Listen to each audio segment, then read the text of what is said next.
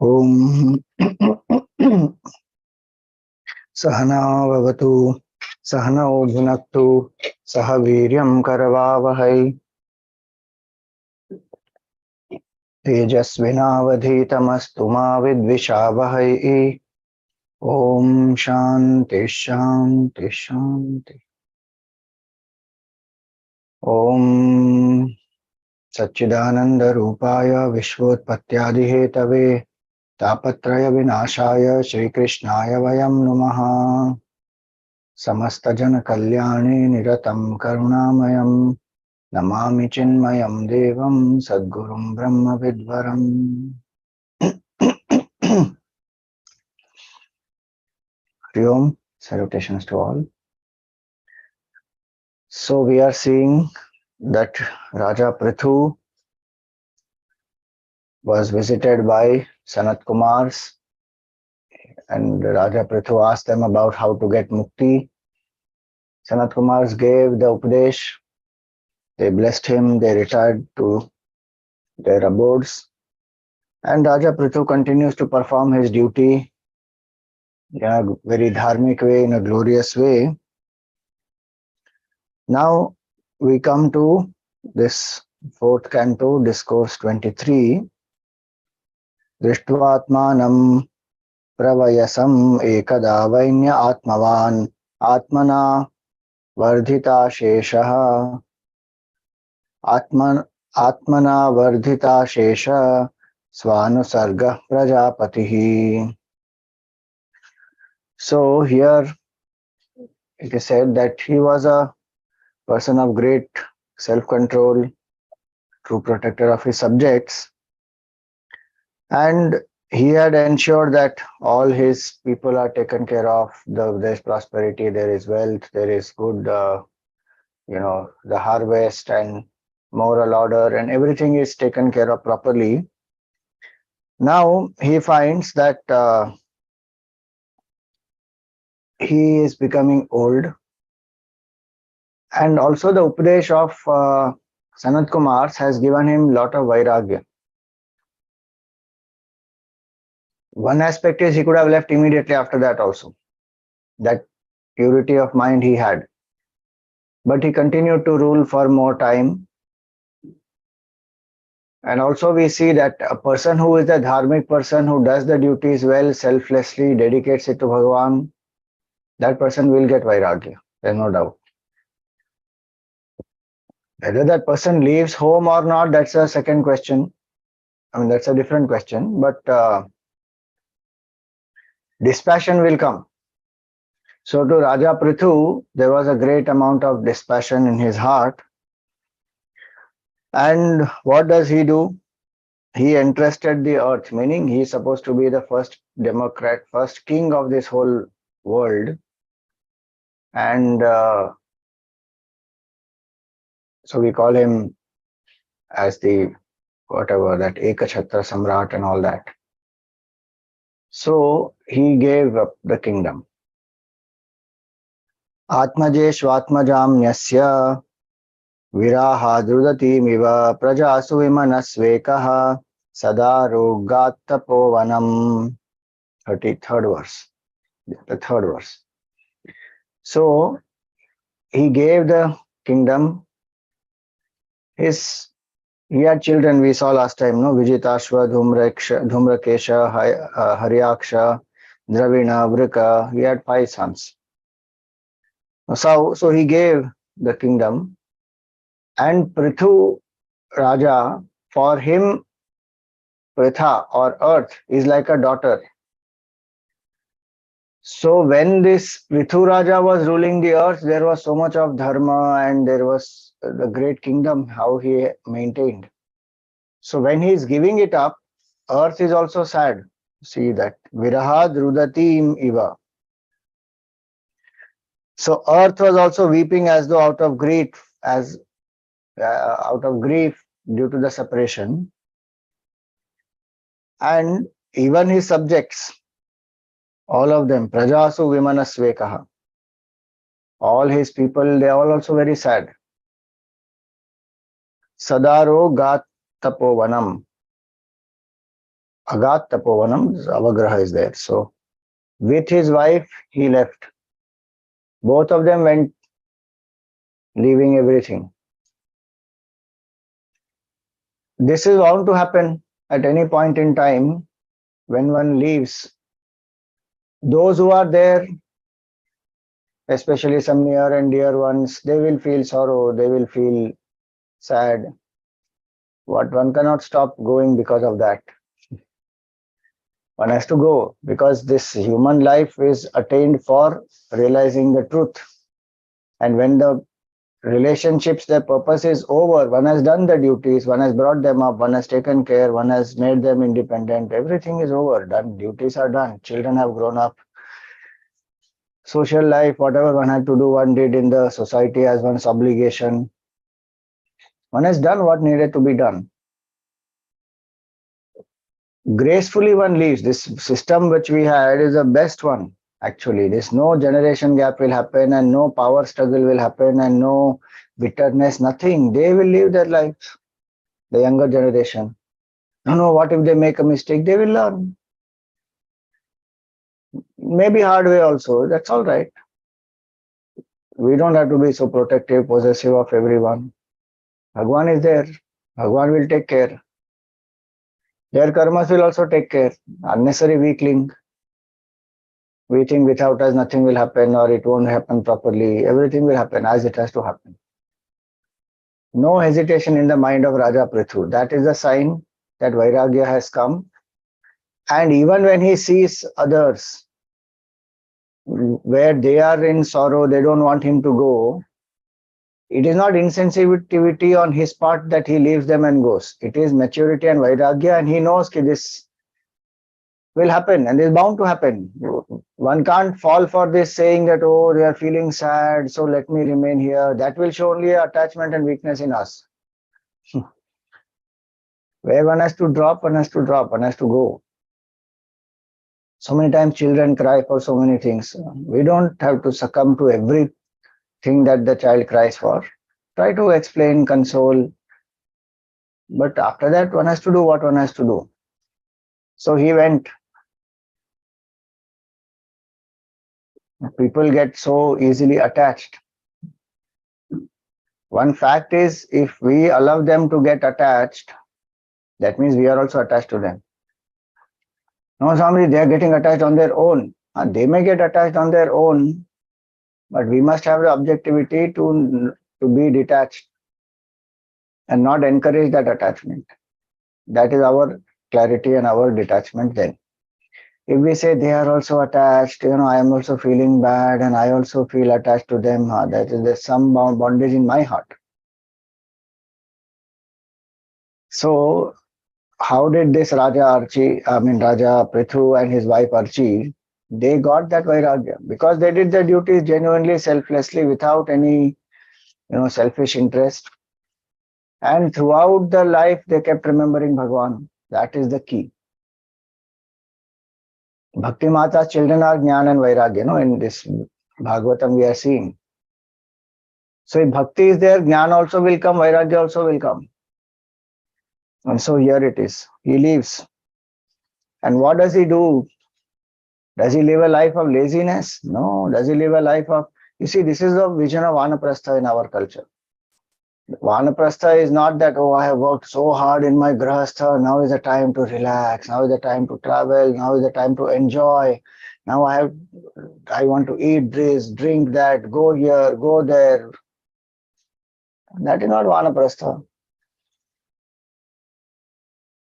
That is delayed grahastha only, enjoying more.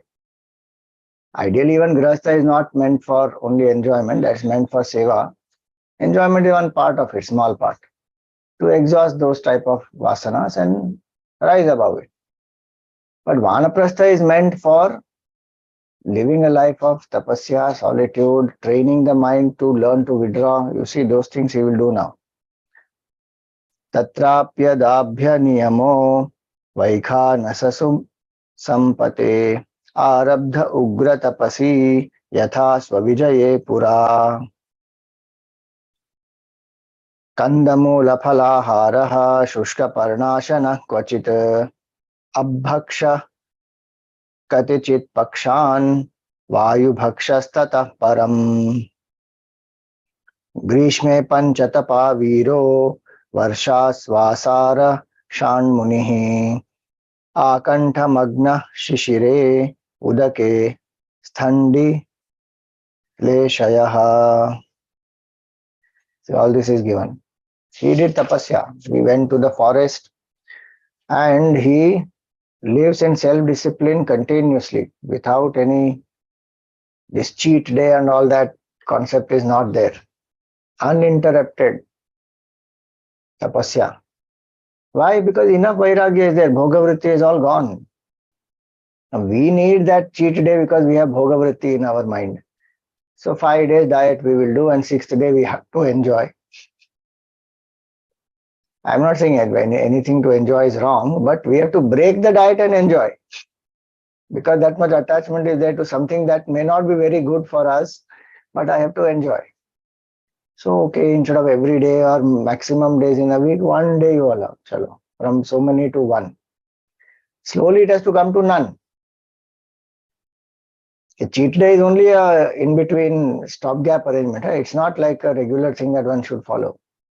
Regular thing one should follow is uninterrupted discipline. Especially if one wants to realize the truth. Otherwise, one has some other goals, that each one as per their goal one can do. But realization, if one wants uninterrupted, Gurudev used to say that life is a death-long discipline. You look at his life, he had a cheat day. He had a life like that. Nothing. Every single day working so hard, 20 hours a day, going on and on and on. Why? Because that's the zeal. Inspiration comes from there, that I'm here to serve. In all ways possible, I will serve. Bas. Aur kya chahiye? So he is doing that. Uninterruptedly, he was living the self-discipline. And what the great sadhu, sannyasis, rishi, munis, they have prescribed, those details, those rules he follows of tapasya. So what does he do?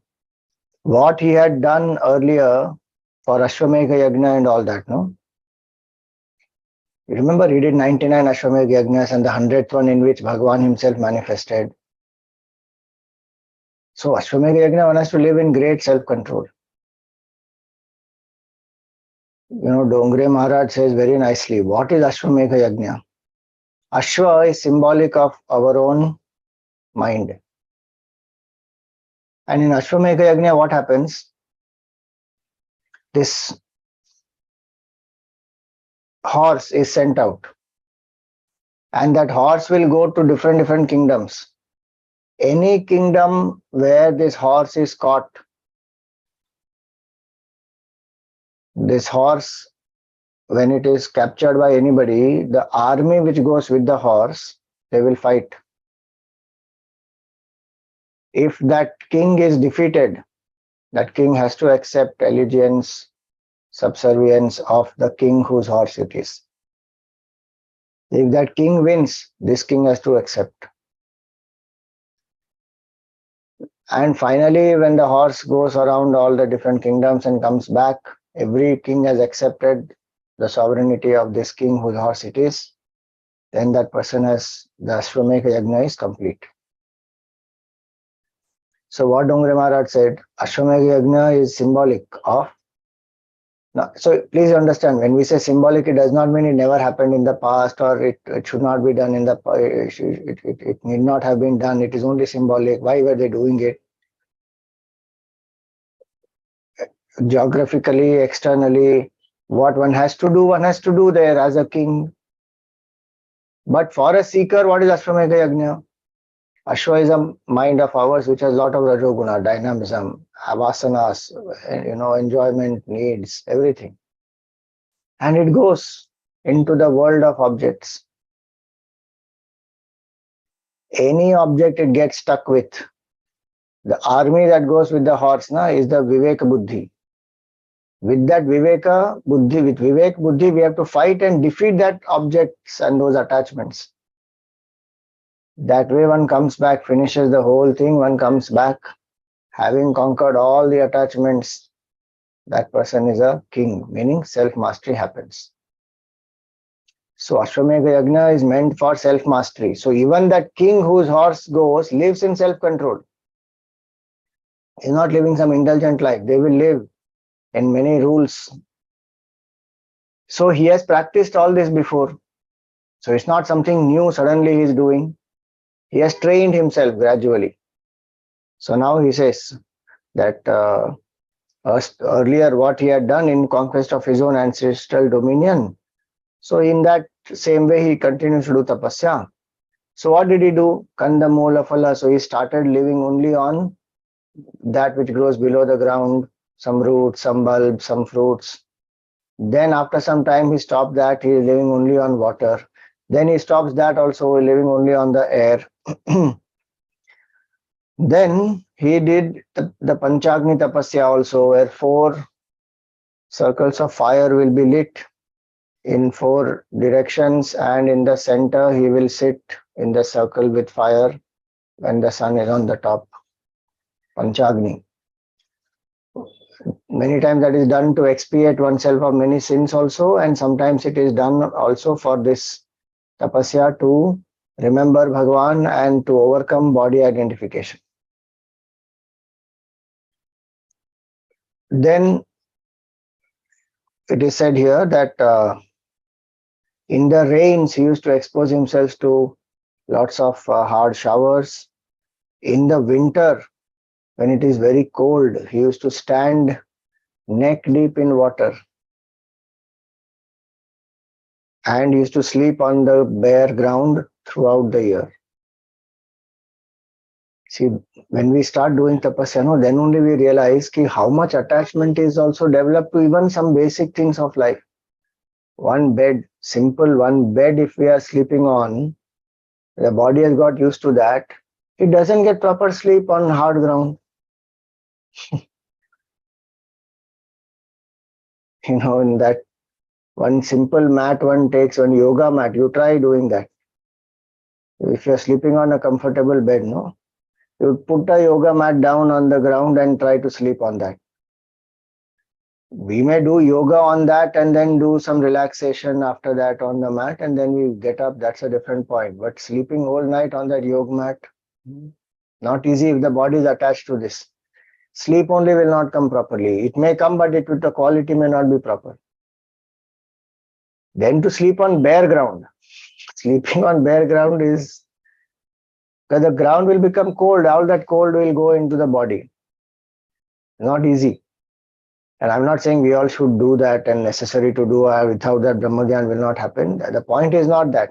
One has to do it wisely. See, he has trained himself. We have to understand that. He has trained himself and he has lived that way earlier also. And as a king also, he did not live a lavish type of a lifestyle and all that.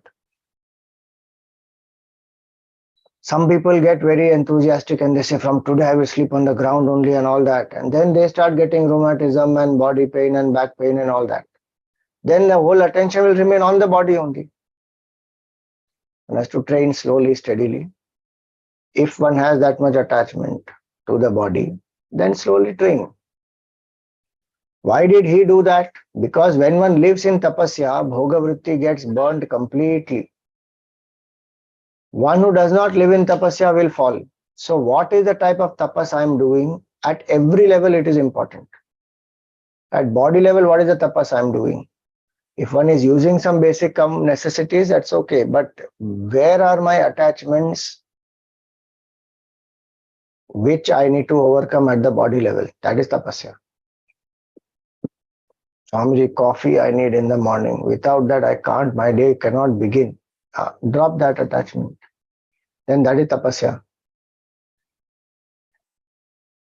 Like that, whatever it may be. So physical level, speech level, mind level, intellectual level, every level, what is the tapasya I am doing? Wherever I am, as per my stage of life. To purify the mind, to overcome bhoga vritti. Tapasya is very important to overcome bhoga vritti. Bhoga vritti will make us extrovert, tapasya will make us introvert. That is why tapasya has to be done. Very crucial it is. It is not torturing the body, it is not denying, it is not suppression, it is not simply harming oneself, none of that. It is taking up voluntarily higher way of living, bearing certain discomfort so that new channels of thought can be created. The old ones will get destroyed.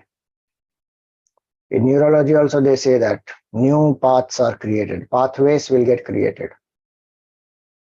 There's a certain pathway gets created because of certain type of living, and that pathway keeps on getting strengthened the more and more we indulge in a certain thing. Now we have to move away from that. So a new pathway has to be created. So every time I don't give in to a certain attachment but engage in some tapasya, then I'm creating new pathways. And this new pathway, one pathway is that which makes our mind go out, but tapasya is a pathway which will help to make the mind go in. So neurologically also it is a different thing altogether. Spiritually, of course, a lot of importance tapasya has, because bhogavritti will strengthen the ego. Tapasya will help to reduce the ego and overcome it completely. So here it is. He says this. That he did all this tapasya and he practices control over speech, control over his vital energies, he lives in brahmacharya and he controls his pranas. And what is the objective of all this? A very nice one is the 7th shloka.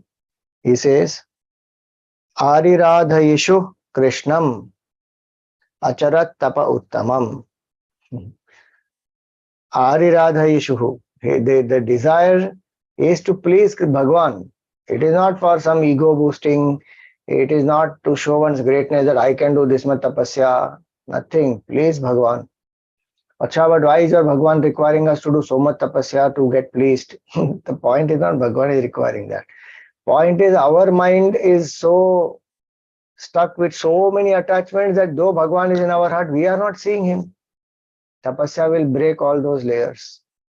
Then the Lord in our heart reveals. He's all the time there even now, but we say, where is your God? Which is your God? We can't experience God. Who has seen God? Who has experienced God? All in ignorance. He is right in our heart as aham, aham, aham. This whole universe is appearing in Bhagwan's form only. But we are not seeing that right now. Why? Mind is not ready, that's all. Tapasya is to make our mind ready. It's not that Bhagwan demands so much tapasya. That's a false notion that people have. You have to stand on one leg and not eat for so many days, and then, that is all because we have developed over such a long time so many vasanas, bhoga vasana. Those layers have to be cut. And that's why the word written here is uninterrupted, continuous. Tapasya is what he did.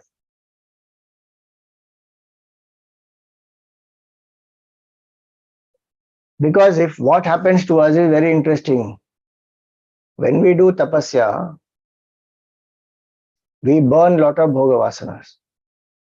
When we burn bhoga vasanas, the mind sometimes can play a trick with us that because I burned bhoga vasanas, I've lived in so much tapasya, self-discipline, now I deserve to indulge. So sometimes the greater the tapasya is done, the greater the bhoga vasana comes back, more one indulges.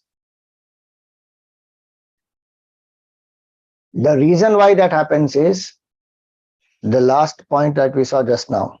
Ariradhaishu Krishnam. The objective of the tapasya was not connected to Bhagwan somewhere.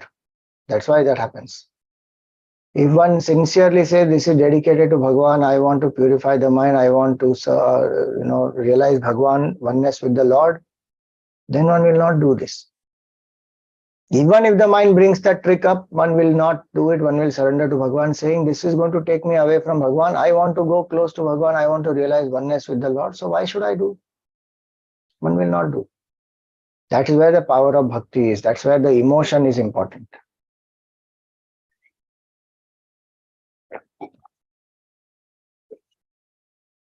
I was listening to somebody the other day. They said very nicely, if we want to achieve something, then we have to continuously think about that we have achieved it. When we think like that, the thoughts are being sent out into the universe towards what we want. And when we feel the purpose for which I'm doing this, that feeling which is there, no? The purpose of what I'm using, but to indicate the word feeling. The bhavana with which I'm doing it, for what purpose, why do I need that? That will draw it back to us. It's not only thought, it is feeling. Thought will put it out in the universe, emotion will draw it back to us. Alignment of thought and feeling, that's why it keeps coming in the Gita. This is all modern way of explaining, which is fine. It can be appealing to people, so it's all right. But what does the Lord say in the Gita? Mayyeva manadatsva may buddhim niveshaya. Nivasishyasi mayyeva ata urdhvam na samshaya. Simple, the same point it is told in a different context. There he says, you invest your intellect in me, you and also your feeling. Mayyeva manadatsva may buddhim niveshaya. What will happen? Nivasishyasi mayyeva. You will come to be one with me. Same thing. So this tapasya, when it is done, we do with this attitude. What is our feeling? Why am I doing this? His feeling is Ariradhaishu Krishnam. I worship Krishna Bhagavan. To get oneness with the Lord, to experience that, I am doing all this tapasya. And for that, what tapasya should one do? Uttamam, he says here. Tapa Uttamam. The supreme tapasya one is doing. Not some compromise in that tapasya, compromise in the sadhana, saying, okay, this much only I can do, it's all right, it's okay. No. Uttamam tapam. Then what happens? Tena kramanusiddhena dhvasta karma malashayaha pranaya maisan niruddha shadvargaschinna bandhanaha. So by doing this continuously, the tapas that he is doing, all the karma mala, all the impurities born out of karma, meaning wherever there is some result, attachment to result, attachment to doing, the doership, all that karma mala, he is purified from that. And it says that he subdued his mind, his senses by controlling his breath. So pranayama also he was doing. And all the latent vasanas, he cut them asunder. Now, he worships the Supreme Lord. What Sanat Kumars have told him, with that knowledge, he worships the Supreme Lord. Sanat Kumaro Bhagavan yada hadhyatmikam param yogam te naiva purusham abhajat purusharshabhaha. What does this mean? Did he learn to do some puja? No. Contemplation, what was said, na? Sanat Kumar told contemplation on Bhagavan. Having purified the mind, having unified the mind, having controlled the senses, withdrawn the senses from the objects, what does he do? Focus. Steady contemplation on Brahman. Because Krishna is Brahman.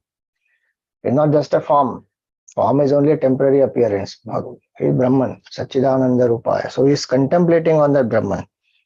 Bhagavad dharmina sadhoho shraddhaya yatata sada bhaktir bhagavati brahman ananya vishaya bhavat. So he says here that he continues to contemplate on Bhagavan. That is the yoga that is given here. Meaning that knowledge which Sanat Kumars gave, that is the yoga, is Atma Yoga, or what we call as contemplation on the self. So he continues to do that. And can one contemplate whole day? That is rather difficult to do. So through the day, whatever else if he is doing, maximum time goes in tapasya, contemplation, all that. There's some whatever else, one has to go cut some wood, make some fire, do some cooking, because you're living alone now. Just imagine a king where you have everybody to take care of you, serve you, all that. Now you are living alone.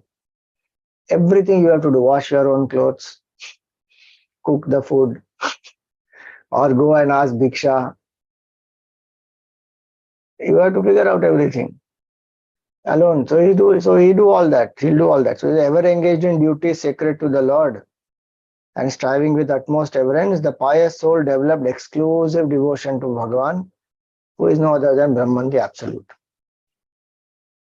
Now, as a result of all this, what happened to him? His mind has become extremely sattvic, Shuddha Sattva. It is. See that the word in the 11th shloka is that. Tasyanaya bhagavata parikarma shuddha sattvatmanas tadanusam This is the mind is transformed into pure sattva. Minimum traces of rajas and tamas. Ours is called malina sattva. This is called shuddha sattva. Malina sattva is a sattva which is mixed with lot of rajas and tamas. This is shuddha sattva. So he becomes very sattvic. How did he get that? Through worship of Bhagavan. See here. Sattva guna maximum will increase by worship of Bhagavan. No doubt, breathing, control of the breath, and diet control, all that which was said earlier. Those things will help to some extent, but they can also bring up a lot of ego. They can bring us into some superiority complex. Here it is devotion to Bhagavan. The main focus is there. Through that, the Sattva Guna has come. And what happened to him? Jnanam viraktim. So the tune is different. Jnanam viraktim adabhun nishit. Jnanam viraktim adabhun nishitena. Jnanam and viraktim. He gets jnana also and virakti also. What we saw earlier, bhakti will bring jnana and vairagya. So that is. So he gets knowledge and dispassion, because without that dispassion, that knowledge will not sustain. So he attained wisdom coupled with dispassion and sharpened by that devotion, which he attained by remembrance of Bhagavan continuously. And through that, what happened? Chicheda samshaya padam nija jiva kosham. This jiva kosha, one thinks I am this jiva, I am this individuality, I am Mr. So and so. Psychologically, one clings to that notion. But based on this jnana, vairagya, sharpened by bhakti, continuous remembrance of Bhagavan, contemplation, he destroys that veil, that ego of jiva kosha. Literally, the kosha is that which will hide, covers. Like the sword is covered by the scabbard. Like that, Atma as though is covered by pancha kosha, right? So that jiva kosha it is called. As though covered. Obviously, it cannot be covered. The sun appears as though covered by the clouds. But where will the clouds ever cover the sun? But from earth, it will look like that. Same way, when we are identified with the body, it will look like this jiva is covering this, what you call the Atma. There is no covering possible actually, but it will appear. So that has to be, that false notion has to be destroyed. So he does this. So the objective of all tapasya is to destroy this jiva kosha. Through this jnana, bhakti, vairagya. And with that, all doubts will go. Only when realization happens that I am Brahman, I am one with God, then all the doubts will be destroyed. Otherwise, doubts will remain. Initial level of doubts and the advanced level of doubts, obviously there will be difference. But please remember, it is not only some intellectual knowledge and some type of clarity that one has got, that is sufficient. No, no. What we call as doubt also means the feeling that I am a jiva continues to lurk. Even though one may think that I am Brahman, one may say also, Swami, so many books we are reading, every book is saying the same thing. What did you expect? Some book will say that some other entity exists. Brahman alone exists, one truth exists. We are not able to see that. So hundreds of ways the scriptures are trying to show us, look, Brahman alone exists in this way, in that way, in this example, that analogy, that theory of creation, dismiss this, dismiss that, do this sadhana. Any method it will say, but truth is only one. So how many books do we study? Take up one book, whichever appeals to you, and go deep into that and live it. And if you are a very intellectual type of person and you have many questions, you may need to read more books. Okay, read. But the essence of all that is finally I am Brahman. Till that realization doesn't happen, somewhere some doubt, some contrary feeling will continue to exist. So the only way it will go is when realization happens. So he says this, that he destroyed this samshaya padam nija jiva kosham. Then, having got rid of his self-identification with the body and realized the true nature of the self, freed of all the cravings, he gave up even that wisdom by which he was able to drop the veil of ego. Meaning, see, contemplation on Bhagavan, on the self, is the method by which this jiva kosha is given up. No? Detached from the body, BMI, attached to the self. So this sadhana of contemplation one keeps doing. That also stops. Last stage, don't say I'll stop it now only. He stopped last stage. Example given for that is, when you light a fire, there's a wooden stick which is lit first, and then with that wooden stick one lights the fire, and finally one takes that stick also and throws it into the fire. That also will burn. Same way, doing all this tapasya, one has made the mind single-pointed, pure. Then one is holding on to some pointers of the truth and steadily contemplating, detached from the BMI, attached to the truth. Finally, the contemplation also will stop. Pointer is gone. Why? Because I and that are one. Then there's no need of any contemplation. So he says that even that he dropped.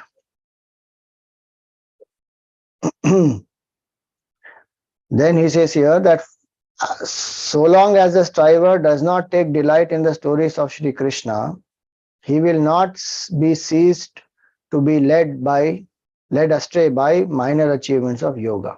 See, that's where again power of bhakti comes back.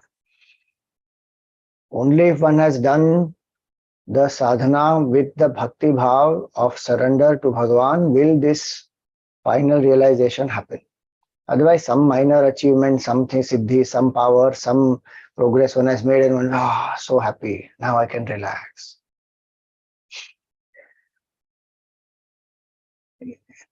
It is like that, one has to travel far. One has traveled some 30 kilometers, and I came long, it's been long time now, 30 kilometers I've driven. Chalo, let me take a chai ka break. Okay, one takes one break. Another 20 kilometers, again one says, I need some restroom break. Again one goes. That will keep happening. Little progress we make, and then we feel so thrilled about it and we want to celebrate it and all. See, in the world, some of these things will work. There's nothing wrong in it. They will say you celebrate your small victories. Don't be idealistic. That is because we have to train ourselves to see the progress we have made and be, feel good about it. Because people don't feel good about it, so they have to be told, now you celebrate your small victories also. And if you have lived in self-control for 4 days, then you give yourself a treat so that you feel good about it. Also, because these 4 days they didn't feel good about it. That's the problem.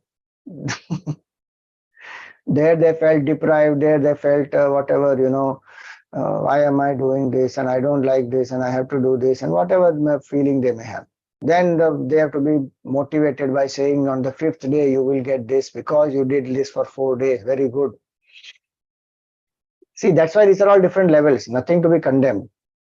But we have to know which level, what is being spoken of. This Prthu Raja has gone beyond all that and he enjoys that tapasya. He doesn't need the small, little celebrations and all that. And his focus is surrender to Bhagavan, devotion to Bhagavan. There's no suppression and there's no kind of negative feeling, nothing.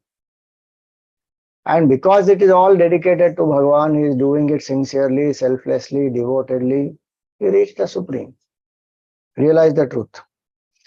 So the power of bhakti, that's what he says again and again here, that if this devotion to Bhagavan is not there, he's practicing yoga, no? And he's practicing samadhi, all that is happening to him. One will feel overconfident, one will feel superior. So that's why bhakti is important. Now, he says that, see the 13th shloka, very nice. Evam sa veera pravaraha samyojyatmanam atmani brahma bhuto dridham kale tatyajasvam kalevaram. Brahma bhuta dridham kale. He dridham brahma bhutam. He became firmly established in Brahman. So what happened? Bhakti led him to Brahma Jnana only, no? No Dvaita. Advaita is the supreme, and that is called Para-Bhakti. Highest state of devotion is where the lover and beloved become one. No duality, no difference between them. Jiva and Ishvara, they realize they become one.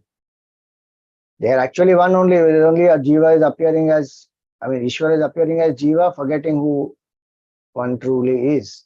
So one feels there is a duality. That false illusory duality gone, destroyed. So he attained oneness. And having attained oneness, what did he do? He dropped his body, Kalevaram Tatyaja. He dropped his body. The purpose of life fulfilled. Now what more the body should live for? Of course, karma would have also ensured that would happen. One can't leave the body without karma getting exhausted. But that is a point there. He dropped his body having fulfilled the purpose. So now how did he drop his body? That is also mentioned here, you see. This is the process of ejecting out of the body. Sampidyapayum. And the tune is different. Sampidyapayum pashnibhyam vayum utsarayan shanaihi nabhyam koshteshvavasthapya hridurah kantha shirshani. Hudara, sorry, not hru, it is hu. No, hridura only, sorry. Hridura kantha shirshani.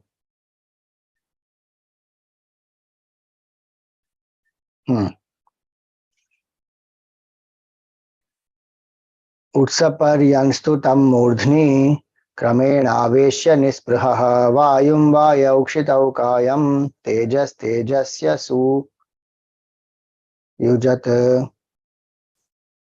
khanyakashe dravam toye yatha sthanam vibhagashaha shitimam bhasi tat tejaha yado vayau nabhasyamum. How he ejects the out of the body. So the apayu, the evacuating organ with the heels. So one sits like that, with the heels one has to sit and the heels must press the evacuating organ. Bandha will happen, one will close it. Then the vayu, the prana vayu will be steadily lifted from there. From where? Muladhara to Swadhisthana, Manipura, Anahata, Vishuddhi, Agnya, Sahasrara. Slowly lift that prana. And then what happens? From here, eject out. Consciously, the yogi ejects out from here. Every other jiva's prana will go unconsciously because karma ends. body has to die. So this, any of the senses, 9 holes now of the body, from there it will go out. 2 eyes, 2 nostrils, 1 mouth, 2 ears, evacuating reproductive organ. It will go out from there. Here he has consciously ejected out from here. In the 8th chapter of the Gita also it comes, Murjnyadhaya atmana pranam asthito yoga dharanam. How to eject consciously? Bhruvar madhye pranamavesya samyak tata param purusham upaiti divyam. That will come slowly. This whole process one will follow and the yogi will eject from here. Now you see Prthu Raja, we have a combination of all 4 yogas. Karma Yoga he did while he governed the kingdom. The basis of Karma Yoga is bhakti. One has done this as a dedication to Bhagavan. Raja Yoga also he follows. This is Raja Yoga, he is exiting the body. Earlier also it was said controlling the breath and pranas and all that. Jnana Yoga also he follows, contemplation on the self. But final step is that all 4 yogas he has followed. Prthu Raja is that way very great. Then what happens when the body, when the pranavayu goes out from here, it will merge with the cosmic prana.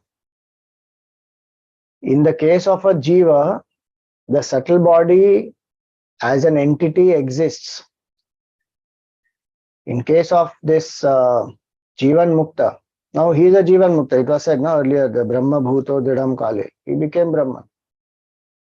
That one who has realized Brahman is Jivanmukta. Now that Jivanmukta, when one departs from the body, there is no subtle body to carry forward for the next janma, because the root cause ignorance is burnt, vasanas got exhausted, new vasanas are not there, and the subtle body also gone. In the sense that there is no, the causal body is gone, gross body destroyed, what will subtle body do? Nothing, no subtle body also. Now we know subtle body is made up of 5 subtle elements. So for a regular jiva, the subtle body will continue because of the causal body. Causal body is there, so the subtle body will keep taking new bodies, gross bodies, as per the fructification from the causal body. That will not happen to this person, Jivanmukta. So the Jivanmukta, when one drops the physical body, it is called videhamukti. That Prthu Raja became Jivanmukta and then videhamukti also. So when his prana eject, what will happen to the prana? It will go off into 5 elements. The vayu, prana is a vayu, no? So it will go into 5 elements. Into the vayu aspect, the cosmic prana. So that's what he says here, that vayum vayau kshitau kayam. When the body dropped, then the prana vayu became one with the vayu. Then the gross part of the body becomes one with the earth. The fire part gets burnt, it goes into the fire. The water part, the liquid part of his body, the apertures in either, in the space, all these apertures, etc., which are there in the body, they will merge into that. The liquid part of the body will go into the water, each in its own source. Meaning, that's why we say Panchatva Mapu. See, death is called Panchatva Mapu, meaning 5. There it is a different context, where we said the physical body is made up of 5 elements, and when you die, it will go back to 5 elements, which will, see, physical body disintegrating is common for both Jivanmukta and a deluded person also. There the 5 elements in the body will merge with the 5 elements in the creation. But the subtle body will remain. We are talking about gross 5 elements here right now, please. Gross 5 elements will go back to gross 5 elements. But this subtle 5 elements, with which that mind, intellect, memory, ego, that subtle body is made, for an ignorant person, that will continue. For a Jivanmukta, it will not continue. Disintegrated fully. So they will not have rebirth. They are one with Brahman already. Then, see, so what they explained here is actually gross body merging. Pranavayu is ejected out, and the gross body, 5 elements go back to 5 elements. What did he do to subtle body? That is said now here. Indriyeshu manastani tanmatreshu yathodbhavam bhutadinam unyushkritya mahatyatmani sandadhe tam sarva guna vinyasam jive mayamaye nyadhat tam chanushya mastham asavanushai puman gnana vairagya viryena swarupastho jahat prabhu. Now this is where the subtle body part is. So what does he do? This is a process of withdrawal now. He says he merged the mind in the senses in the subtle elements, and carrying these higher still, merge them along with the ego in the Mahat Tattva. Mahat Tattva is the cosmic intelligence, the total mind. Then he merged that Mahat Tattva in the Maya. Maya, Brahman plus Maya becomes that Mahat Tattva. So from Mahat Tattva to Maya, and that Maya to Brahman. So he established in the true self, Brahman. How? Gnana, vairagya, viryena, because of the power of Gnana and vairagya, which are obviously born out of bhakti, so bhakti also is included in that. So it is said, this mighty Prthu, who was till now a jiva conditioned by Maya, cast off the condition of jivahood, attaching to the self. So the subtle body has merged in the cause, meaning the supreme cause. The causal body has got destroyed, gross body went back to 5 elements, finished. There is no residue left. That's why the Kapoor Arti, when we do in the mandir, it is symbolic of this. Kapoor will burn fully, there's nothing left. Wood, if we burn, ash will be remaining there. Kapoor, nothing, gone, completely burnt. So that's why Kapoor Arti is done. Otherwise, we can do Arti with the regular lamp also, and we can chant other things. But we specifically will do Kapoor Arti after that. Why? Because it's symbolic for us. That is what we have to attain. At the feet of the Lord disappears. The individuality just goes. No, nothing after that. No Punarjanma, nothing. One has become one with Bhagavan. So now, the body of the king dropped dead. He has become Jivanmukta, now he has become videhamukta.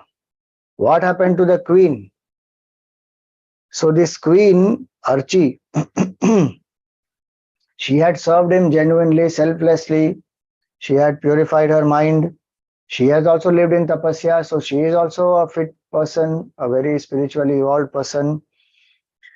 And she has lived on these fruits and roots and all that. What is written is amazing here, you see. She did not feel miserable at all. Why? Gratified as she was by the touch of the hand of her beloved spouse and the attention received from him. She had no regret. She was not attached. She had got all the love from her spouse. No regrets. She lived in sadhana, he lived in sadhana. This is mature vanaprastha, which leads to realization. Both of them are living as sadhaks. Both of them supporting each other in the spiritual sadhana. And nobody is having a competition. Who will reach first? I will reach first. You will reach first. Nothing. Each one has their own path. That is the simplest point to understand. She has her path. He has his path. Both are walking the path. He realized the truth and he dropped the body. Now she found the body of the sovereign of the entire globe, bereft of consciousness and all other signs of life. The virtuous lady wept for a while. She wept, there's no doubt in that. Vilapya sa sati. See, please remember the word sati here is a virtuous lady, okay? Don't think sati means only somebody who immolates herself when the husband dies. That is a different point, but the word sati always does not mean that. That the point we are trying to make is that sati means a virtuous lady. Sat means virtue, not truth, goodness. So sati. So she, of course, she felt sorrow, she felt sad. So she wept for a while, and then what happened? She placed the body on a pyre she took bath, she got ready, and she did all her oblations and everything. She did the offerings for her husband also, and she bowed down to all the divinities who stood in the heavens, went thrice around the fire clockwise, and she entered into the fire. Viveshavanhim dhyayati bhartrapadav. Remembering the feet of her husband, she entered the fire.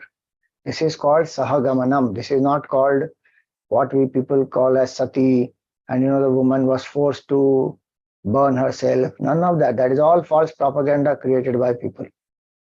Sahagamanam is mentioned, and it's a voluntary choice. If the woman wants to do that with the husband, she wants to depart, she will depart. That is her choice. Nobody can force her to do. Even the scripture doesn't force. There is nowhere it is written that a woman has to immolate herself when the husband dies. Nowhere. In fact, the Shastra and many Smritis, the advice is given. The widow can remarry also. The widow can continue to live single also. There is no problem with that. And it is nothing inauspicious. There is all decline of the culture. It's a karmic connection. The husband died. Now what can she do? We think that, oh, this person is inauspicious. All this kind of drama that people show, na? ये अपने ही पति को निगल गई, क्या? All that unnecessary drama they show in the movies and then create all that kind of a hype that such a woman is inauspicious and all that is all nonsense. Each one is doing by their karma only. Who can prevent whose life from ending? Nobody can prevent. When karma is over, one will die. However good one can be with that person. So all that one should not think at all. And here it is Sahaganam. She makes a choice and she enters. So many of them didn't do that.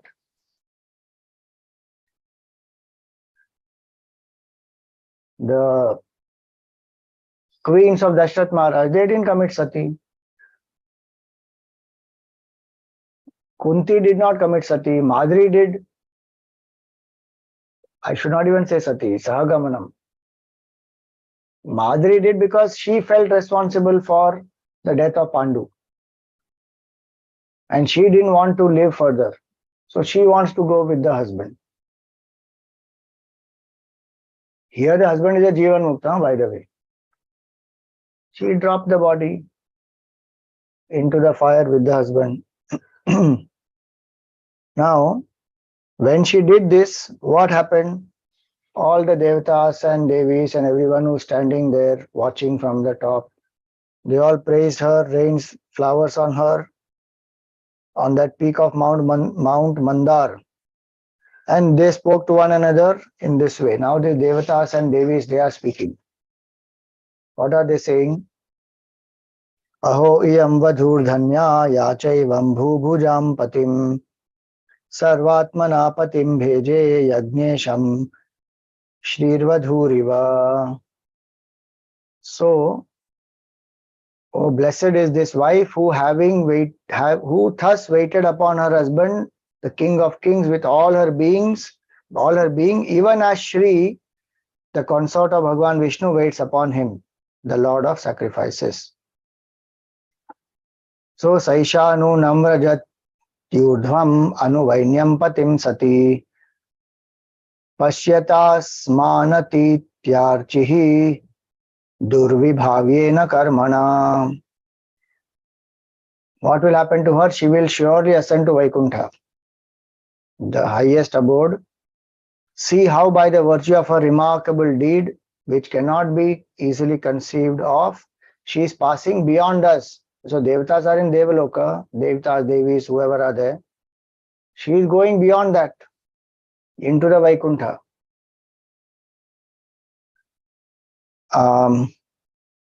So passing beyond us. Tesham durapam kim tvanyam martyanam bhagavat padam bhuvilo layusho yevai naishkarmyam sadhayantyuta. So, what other position could be beyond the reach of those mortals who, through their span of life on this earth, who, though their span of life on this earth is so uncertain, attain spiritual wisdom, which indeed leads to God realization. So, those sadhanas, what she has done, they have helped her for this. The purpose of human life is that to use the human life to do sadhanas to attain God realization. That's the purpose. In this context, when they say Vaikuntha, it means that. So this Prthu Raja gets Jivanmukta here and now, this Archi Devi gets Vaikuntha Pada. Both of them attain the highest. That's the symbolism. She did it through her seva to Prthu Raja plus her own sadhana. He did it by the path that we just discussed. Both got mukti. And those people who say that women are not eligible, they cannot do sadhana, they cannot get mukti, all that is not given in our scripture. Some people, out of their power, desire, they create all this, man is superior, woman is inferior, and control the woman and all that. The women are doing sadhanas, they are leaving the house, they are going together, they are doing continuously all the sadhanas also. Where is the question of women can't do? And examples are given, and she is ascending Vaikuntha also. So mukti also she has got then. So we don't realize the purpose of human body. Maya traps us. So the devatas, they sing, alas, savanchito batat madhruk krichrena mahata bhuvi labdva apavargyam manushyam vishayeshu vishajyate. Having got manushyam, this body, human body, one can attain apavarga. Labdva apavargyam. One can get mukti in this body, through this body. But alas, one forgets that. So he has been badly deceived and is proving his own enemy. So the word used is this, atmadhruk, meaning one who commits suicide.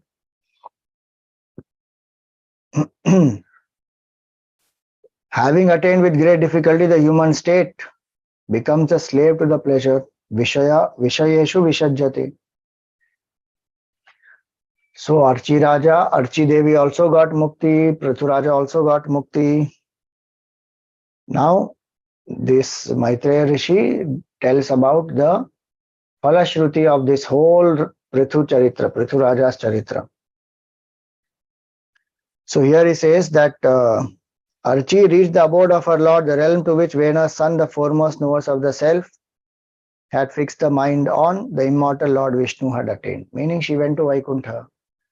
Vaikuntha means that state of higher reality only. Only expressed in a language of devotion. So both of them attained the supreme state. Now this is the glory of Raja Prthu. Now whoever reads this with concentration of the mind, listens to it or narrates it, will attain to the state of Prthu Raja. That is the first Falashruti, first point.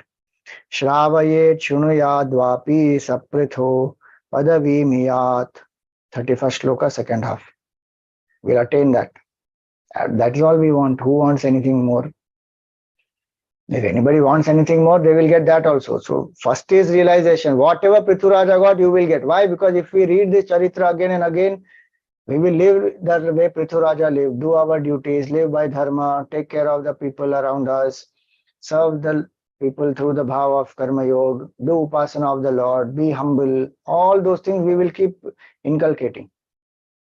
Then finally we also attain the state of Prthu Raja, oneness with Bhagavan. Then if a Brahmana is reading it, will attain preeminence in sacred knowledge. If a Kshatriya is reading it, that person will become ruler of the whole world. Vaishya will become chief of his clan. Shudra will become eminent amongst his own class.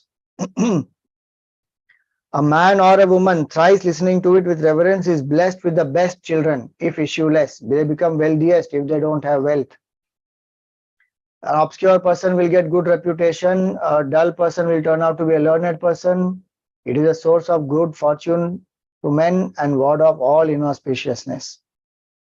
Then apart from all this wealth, reputation, longevity, heavenly bliss, it will wipe out the impurities of Kali Yuga. Then those who want this religious merit, wealth, enjoyment, liberation, but the story must be listened to with reverence, especially those who want mukti. Then the king against whom a monarch out to conquer lands marches after listening to this narrative, bring tributes before him even as they did before Prthu. So if a king attacks you and this king reads this charitra and goes, that king will bring more tributes, meaning will get defeated and will bring more tributes also. Free from attachment to everything else and cherishing unalloyed devotion to the Lord, one should listen to, narrate or read the sacred story of Prthu Raja. Then he concludes by saying, this narrative revealing the Lord's glory, I have told you, O Vidur, Maitreya Rishi says, a man fixing his thought thereon should attain to the goal reached by Prthu. A man who is devoid of all attachment daily listens to or narrates with reverence this story of Prthu, develops unflinching devotion to the Lord, whose feet serve as a bark to take one across the ocean of mundane existence. This concludes the third major section of this fourth canto. First was Daksha Prajapati and the prasang of Sati, Daksha Yagna it was. Then the second came Dhruva Charitra. Now this is Raja Prithu's life. So Artha, Kama, Dharma are covered by this. Dharma, Artha and Kama, that's the order. And now Moksha, Purushartha will come. So that we will see in the next major portion. For today we will stop here.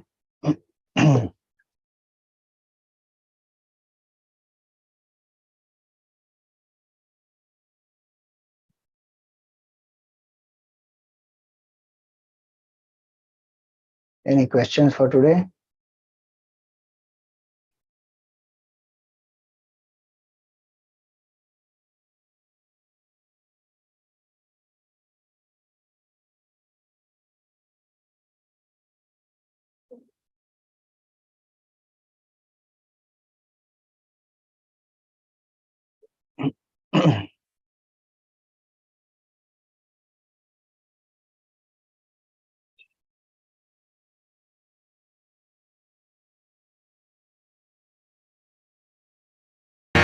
मंगल आरती प्रिया प्रीतम की, मंगल प्रीति रीति धूम की, मंगल कांति हसनी दसनन की, मंगल मुरली दीना धुन की, मंगल आरती।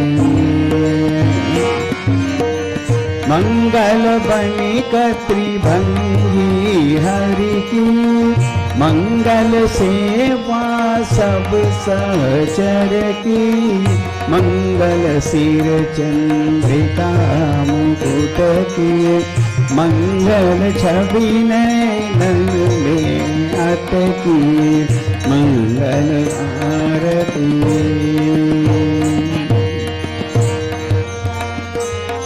पभी अंग अंग की, मंगल गौर श्याम रंग की, मंगल अति कटि पियरे पट की, मंगल चितमणि नागर नट की, मंगल आरती। मंगल शोभा कमल नयन की, मंगल माधुरी मृदुल पैन की, मंगल वृंदावन मद अटकी, मंगल क्रीडन जमुना तट की, मंगल आरती। मंगल चरण अरुण तरुवन की, मंगल करणी भगति हरिजन की, मंगल जुगल प्रिया बावन की, मंगल श्री राधा जीवन की, मंगल आरती प्रिया प्रीतम की, मंगल मंगल प्रीति रीति डोलिती मंगल आरती मंगल आरती। राधावर कृष्णचंद्र भगवान की जय। ओम न तत्र सूर्यो भाति न चंद्र तारकम् नेमा विद्युतो भान्ति कुतो यमग्निः तमेव भान्तमनुभाति सर्वं तस्य भासा सर्वमिदं विभाति। सद्गुरुनाथ महाराज की।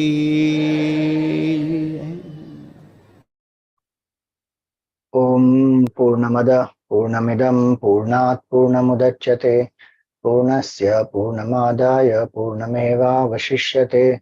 ओम शांति शांति शांति। हरि ओम। श्री गुरुभ्यो नमः। हरि ओम।